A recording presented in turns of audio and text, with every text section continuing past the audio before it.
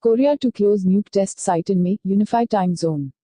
Seoul, South Korea. North Korean leader Kim Jong-un has vowed to shut down the country's nuclear test site in May and open the process to experts and journalists from South Korea and the United States, Seoul's presidential office said Sunday.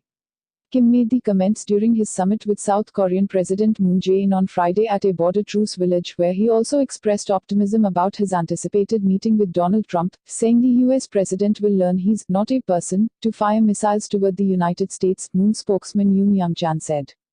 Moon and Kim during the summit promised to work toward the complete denuclearization of the Korean peninsula, but made no references to verification or timetables. Seoul had also shuttled between Pyongyang and Washington to set up a potential meeting between Kim and Trump, which is expected next month or early June. Once we start talking, the United States will know that I am not a person to launch nuclear weapons at South Korea, the Pacific or the United States, Yoon quoted Kim as saying.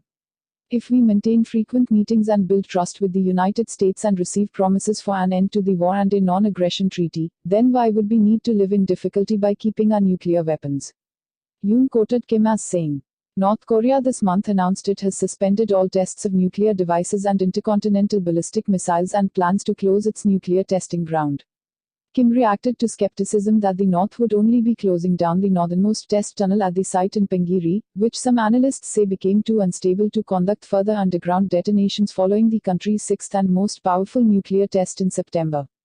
In his conversation with Moon, Kim denied that he would be merely clearing out damaged goods, saying that the site also has two new tunnels that are larger than previous testing facilities, Yoon said. Yoon said Kim also revealed plans to readjust its current time zone to match the South's. The Koreas used the same time zone for decades before the North in 2015 created its own, Pyongyang time, by setting the clock 30 minutes behind South Korea and Japan.